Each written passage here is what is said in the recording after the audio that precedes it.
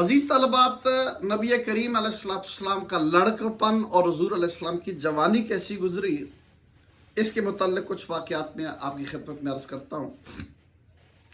نبی کریم علیہ السلام کے بارے میں نے جیسے کہا کہ آپ اکثر اپنے چاچا ہی کے ساتھ رہتے تھے، تو جب نبی کریم علیہ السلام کی عمر مبارک 12-13 سال کی ہوئی تو آپ کے چاچا ملک شام کی طرف تجارت کرنے کے لیے تشریف لے گئے۔ اب جب آپ شام کو جا رہے تھے تجارت کرنے کے لیے تو سامان باندھا، تیاری کر لی، سارا کچھ ہو گیا، تو اس وقت نبی کریم علیہ السلام نے اپنے چاچا سے فرمایا میں بھی آپ کے ساتھ جانا چاہتا ہوں۔ حضرت ابو طالب نے فرمایا سفر بڑا لمبا ہے، آپ اتنا لمبا سفر نہیں کر سکیں گے۔ تو نبی کریم علیہ السلام نے فرمایا چاچا میرا والد بھی فوت ہو گیا ہے، ماں بھی فوت ہو گئی ہے، دادا بھی فوت ہو گیا، آپ ہی میری کل کائنات ہے، تو مجھے اکیلا چھوڑ کر آپ کہاں جانا چاہ رہے ہیں؟ تو حضرت ابو طالب نے مجبوراً نبی کریم علیہ السلام کو بھی ساتھ لیا اور چل پڑے۔ جب آپ ملک شام میں پہنچے تو اس راستے کے اندر ایک راہب تھا جس کا نام بحیرہ تھا۔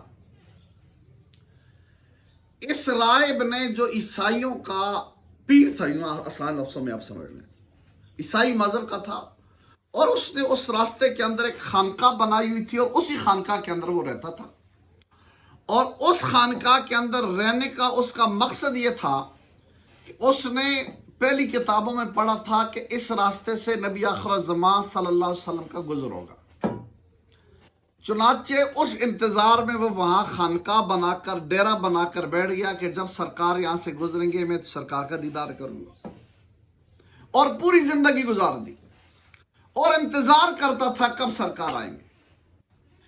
ایک دن وہ بیٹھا ہوا دیکھتا ہے کہ سامنے سے ایک قافلہ گزر رہا ہے اور جتنے پتھر ہیں اور جتنے درخت ہیں اس قافلے کو سجدہ کر رہے ہیں، اور بادل نے اس کے اوپر سایہ کیا ہوا ہے۔ نبی آخر الزمان صلی اللہ علیہ وسلم کی نشانی یہ تھی کہ ان پر بادل سایہ کرتے تھے، اور درخت اور پتھر سوائے نبی کے کسی کو سجدہ نہیں کرتے۔ وہ نشانی تو اس نے اپنی کتابوں میں پڑھی تھی، تو لہذا وہ اسی انتظار اس نے سوچا کہ اسی قافلے میں نبی آخر الزمان ہے۔ چنانچہ اس قافلے نے اس کی خانقاہ کے قریب ایک جگہ پڑاؤ ڈال لیا، رک گئے، سامان اتار لیا، وہاں پہ بیٹھ گئے۔ اب وہ راہب جو کہ سرکار کے انتظار میں وہاں بیٹھا تھا، اسے تو نشانیوں سے پتہ چلا کہ سرکار اس راستے سے گزریں گے اور اس قافلے میں ہیں، تو انہوں نے کیا کیا کہ اس قافلے والوں کی دعوت کی اور اپنا بندہ بھیجا کہ جی ہم نے آپ کا کھانا تیار کیا، آپ ہمارے پاس آئے، کھانا کھائیں۔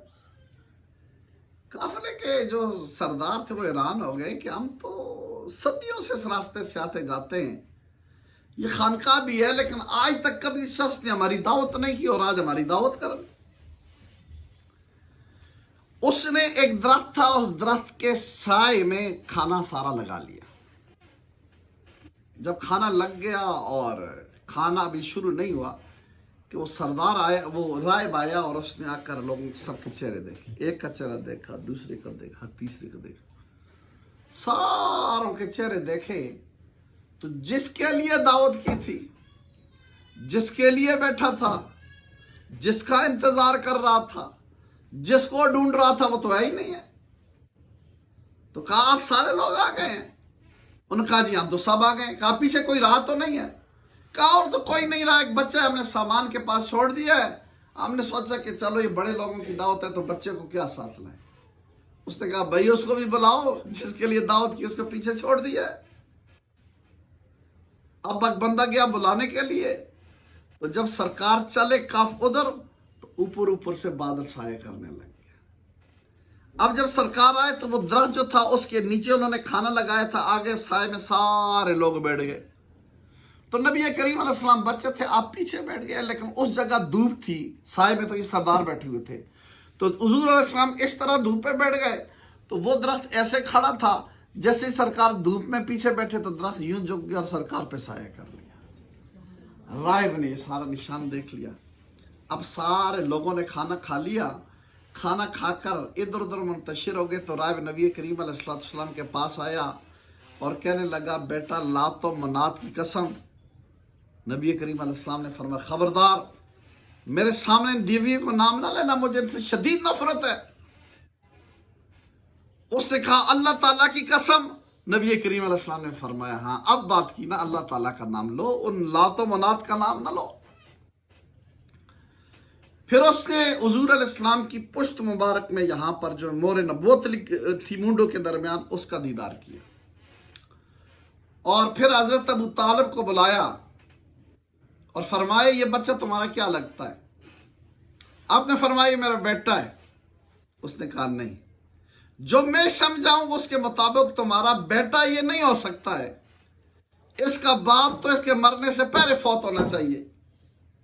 تو حضرت ابو طالب نے فرمایا ہاں بالکل ایسا ہی ہے، اس کا باپ مرنے سے پہلے فوت ہو گیا ہے، یہ میرا بیٹا نہیں ہے، میرا بھتیجا، اور اس کی ماں بھی فوت ہو گئی۔ تو اس وقت اس راہب نے کہا کہ یہ نبی آخر الزمان صلی اللہ علیہ وسلم ہے، ان کو آپ نے آگے شام لے کر نہیں جانا ہے، اس لیے کہ شام کے اندر جو یہودی ہیں وہ ان کے انتظار میں، وہ آپ کو نقصان پہنچائیں گے، ان کو آپ واپس مکہ معظمہ لے پہنچا دیں۔ لہذا اس نے اپنا سامان، حضرت ابو طالب نے جلدی جلدی جو سامان تھا وہ بیچا، اور بیچنے کے بعد حضور علیہ السلام کو واپس جو ہے مکہ معظمہ کے اندر لایا۔ تو یہ حضور علیہ السلام کی بچپن کے اندر یہ نشانیاں اور یہ سارے علامات تھی جن کو دیکھ کر اہل علم لوگوں کو پتہ چل گیا تھا کہ یہ نبی آخر الزمان صلی اللہ علیہ وسلم۔ آپ خود ارشاد فرماتے نبی کریم علیہ السلام کہ میں مکہ معظمہ کے اس پتھر کو آج بھی جانتا ہوں کہ بچپن میں جب میں اس کے پاس سے گزرتا تھا تو مجھ پر سلام پڑھتا تھا، الصلاۃ والسلام علیک یا رسول اللہ کہتا تھا۔ حضور بچپن میں بھی جس راستے سے چلتے تو پتھر آپ کو سلام پڑھتے تھے۔ عام طور پر جس طرح بچوں نے زندگی گزاری اس طرح نبی کریم علیہ السلام نے بھی گزاری۔ لڑکپن میں حضور علیہ السلام نے بکریاں بھی چرائیں، علیمہ سعدیہ کی بکریاں بھی چلائیں، لڑکپن میں بھی چرائیں، اور خود نبی کریم علیہ السلام نے فرمایا کوئی نبی ایسا نہیں گزرا جس نے بکریاں نہ چرائی ہوں۔ صحابہ نے عرض کیا یا رسول اللہ صلی اللہ علیہ وسلم کیا آپ نے بھی بکریاں چرائی ہیں؟ سرکار نے فرمایا ہاں میں مکہ میں اجرت پر بکریاں چرایا کرتا تھا۔ اس طرح حضور نبی کریم علیہ السلام کے یہ شب روز جو ہے وہ گزرتے رہے، یہاں تک کہ نبی کریم علیہ السلام کی عمر مبارک جب 25 سال کی ہوئی تو آپ حضرت ابو طالب ہی کے ساتھ رہتے تھے۔ ابو طالب کثیر العیال تھے، یعنی ان کی اولاد بہت زیادہ تھی، غریب آدمی تھے، کھانے کے لیے سردار تو تھے لیکن غربت تھی۔ تو انہوں نے ایک دفعہ نبی کریم علیہ السلام کو مشورہ دیا کہ بھتیجے ایسا ہے کہ ایک تجارتی قافلہ شام جا رہا ہے، میری حالت بہتر نہیں ہے، اگر آپ اس کے ساتھ چلے جائیں اور کچھ تجارت وغیرہ ہو جائے تو کچھ مالی حالت بہتر ہو جائے۔ تو مکہ معظمہ کے اندر ایک عورت تھی، خدیجہ اس کا نام تھا، خدیجہ الکبریٰ رضی اللہ تعالیٰ عنہا، وہ امیر عورت تھی۔ اس نے پہلے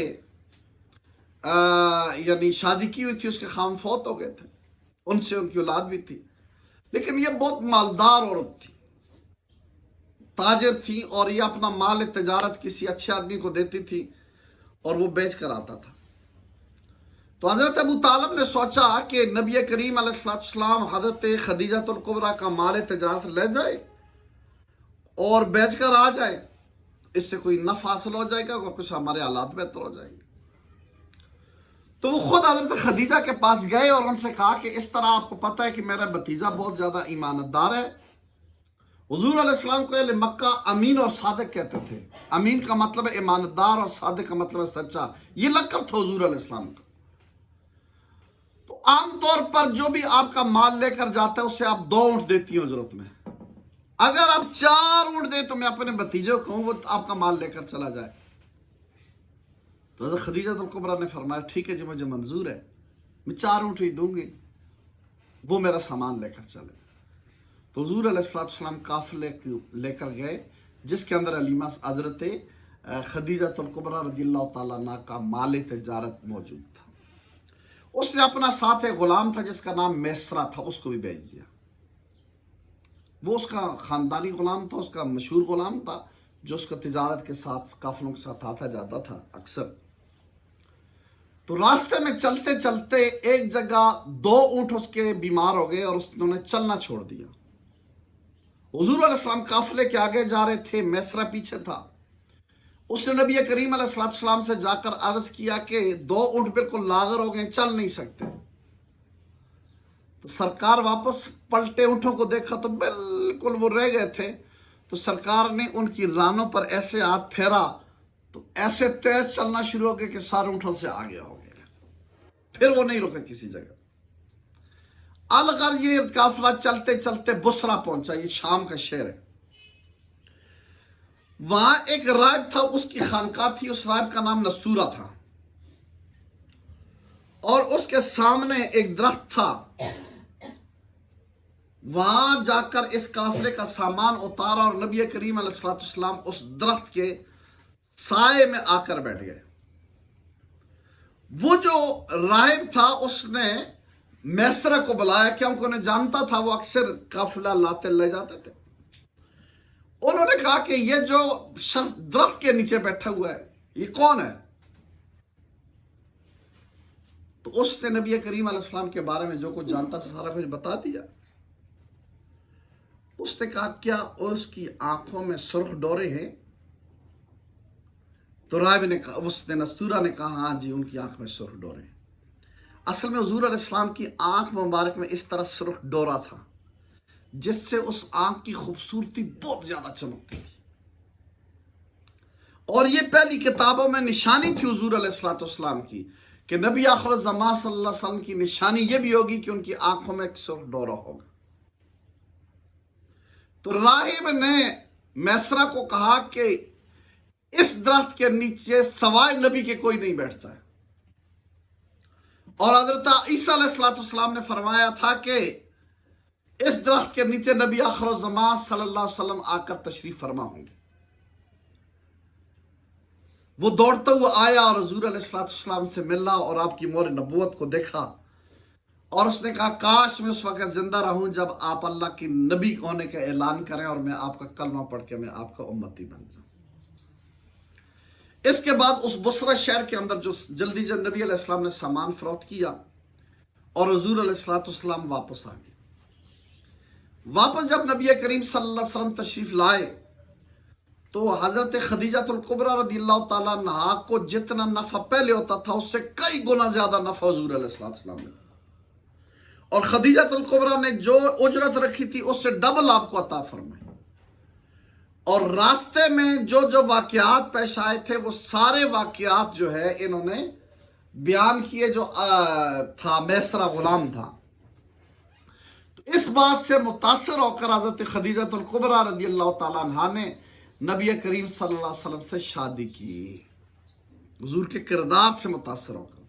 اس وقت نبی کریم علیہ السلام کی عمر مبارک 25 سال کی تھی اور حضرت خدیجہ الکبریٰ رضی اللہ تعالیٰ عنہ کی عمر مبارک 40 سال کی تھی. خدیجہ الکبریٰ رضی اللہ تعالیٰ عنہ کا سارا مال پھر بعد میں دین کے راستے کے اوپر لگا. نبی کریم علیہ السلام کی عمر مبارک اچھا اس میں درمیان میں بول. اس کے بعد ایک اور واقعہ اعلان نبوت سے اہم پیش آیا کعبہ شریف کی تعمیر کا. جیسا کہ میں نے آپ کو کہا ہے کہ کعبہ شریف جو حضرت ابراہیم علیہ السلام اور اسماعیل علیہ السلام نے تعمیر کیا تھا. تو زمانہ گزرتے گزرتے عمارت پرانی ہو گئی اور بوسیدہ ہو گئی اور اہل مکہ نے پروگرام بنایا کہ کعبہ شریف کو دوبارہ تعمیر کیا جائے. لیکن ظاہر اس کے لیے بہت زیادہ رقم کی بھی ضرورت تھی اور مٹیریل کی بھی ضرورت بھی تھی اور یہ چیزیں نہیں تھی. اسی دوران ایک واقعہ ہوا کہ شام سے ایک جہاز جو ہے وہ آیا اور جدہ کے قریب وہ ٹکرا کر تباہ ہو گیا اور اس جہاز کی لکڑیاں جو ہے وہ بہت زیادہ تھی. تو ولید نامی مکہ کا ایک سردار تھا، بعد میں یہ حضور علیہ السلام کا دشمن بن گیا، بڑا کافر تھا. اس کے مذمت میں قرآن بھی نازل ہوا. تو اس ولید نے کیا کیا کہ جا کر وہ ساری لکڑیاں خرید کر لے آیا. اس کا یہی خیال تھا کہ کعبہ شریف تعمیر ہو اور ساتھ ایک کاریگر بھی لے آیا تاکہ کعبہ شریف کو ان لکڑیوں کے ساتھ دوبارہ تعمیر کیا جائے اور اوپر چھت بھی ڈالی جائے. لیکن مسئلہ یہ تھا کہ کعبہ شریف کے اندر ایک بہت بڑا اژدہا تھا वैसे किसी को कुछ नहीं कहता था, लेकिन जो आदमी काबा की किसी चीज को हाथ लगाता ना, उसको वो नहीं छोड़ता था। अब वो डरते थे सईदा का क्या किया जाए, हम काबा को गिराते हैं या कुछ करेंगे तो ये नहीं छोड़ेगा, इसकी मौजूदगी में गिरा नहीं सकते, और मारना चाहते नहीं थे किसी को, काबे का महफूज था, वो तो वहां बैठा काबे की हिफाजत करता था। परेशान हुए क्या किया जाए। अचानक एक बहुत बड़ा परिंदा आया और उसने अइदहा को अपने पंजों के अंदर पकड़कर उड़ा कर ले गया। अब ये मसला तो हल हो गया। अब परेशानी ये थी कि किसी में हिम्मत नहीं थी कि काबे के ऊपर कुदाल भी मारे ना, डर रहे थे नुकसान हो जाए, तो गिराएं कैसे। बहरहाल बड़ी मुश्किल से उन्होंने क्या किया कि वलीद बिन मुगीरा ही ने कहा कि ऐसा करते हैं, थोड़ा सा काम करते हैं तो जाकर सो जाते हैं, अगर अल्लाह ताला को हमारा ये काम पसंद नहीं आया तो रात को कुछ ना कुछ नुकसान हो जाएगा, अगर काम पसंद हुआ तो कुछ भी नहीं होगा, तो लिहाजा कल हम काम कर लेंगे। तो रात को सोए तो कुछ नहीं हुआ, तो दूसरे दिन उन्होंने काबा शरीफ को गिराकर नए सिरे से फिर उसकी तामीर जो है वो शुरू कर दी। नबी करीम अलैहिस्सलाम ने खुद इस तामीर के अंदर ऐसा लिया। हुजूर अलैहिस्सलाम पत्थर उठा उठा कर लाते थे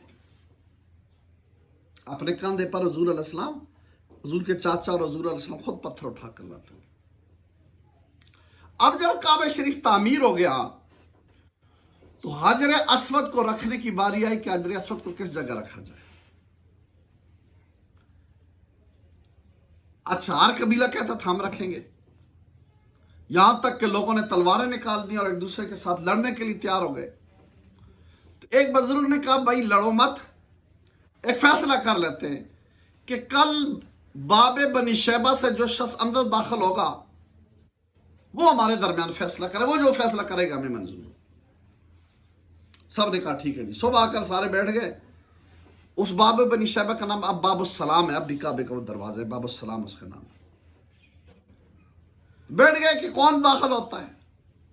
थोड़ी देर गुजरी तो मुस्तफा करीम सल्लल्लाहु अलैहि वसल्लम वहां से दाखिल हो गए। अब जैसे ही सरकार दाखिल हुए तो साहब ने कहा आपका फैसला मंजूर है, आप तो सादिक अमीन है, आप जो फैसला करेंगे हमें मंजूर है। उन्होंने सरकार के सामने अपना मसला रखा कि हम ये झगड़ा हमारा, इसका फैसला करें। सरकार ने चादर बिछाई, चादर बिछाने के बाद हजरे अस्वद को उठाया और उसमें रखा और सारे कबीलों को कहा कि इस चादर को कोनों से पकड़ लें। सब ने कोनों से पकड़ा और लाकर वहां पर करीब पहुंचाया तो हुजूर ने अपने दस्ते मुबारक से उठाकर वो अपनी जगह पे रख लिया। इस तरह उनका बहुत बड़ा झगड़ा भी खत्म हो गया और काबा शरीफ जो है वो तामीर भी हो गया।